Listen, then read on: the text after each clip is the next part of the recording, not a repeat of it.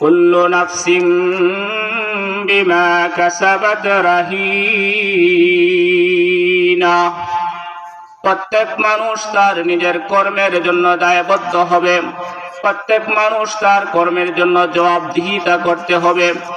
চাই সে ভালো কাজ করুক অথবা মন্দ কাজ করুক, এই সবগুলোর জন্য একদিন আল্লাহ পাক রব্বুল আলামিনের নিকট জবাবদিহি হতে হবে। এই জবাবদিহিটা একমাত্র তার নিজেই করতে হবে, অন্য কেউ তার পক্ষ হয়ে জবাবদিহি করলে হবে না। যেদিন তার আত্মীয় স্বজন তার আত্মীয়তার কোনো কাজে আসবে না, সন্তান আদি কোনো কাজে আসবে না, বন্ধু বান্ধব তার কোনো কাজে আসবে না, এবং তার পক্ষ লয়ে কেউ যে তার পক্ষে সুপারিশ করবে তার কোনো সুযোগ থাকবে না।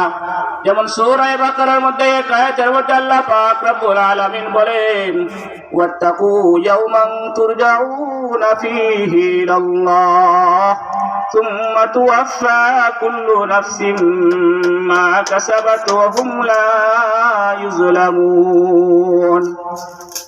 আল্লাহ পাক রব্বুল আলামিন মানব জাতিদেরকে সম্বোধন করে বলেন, ওয়াত্তাকু ইয়াওমান তুরজাউনা ফীহি ইলাল্লাহ।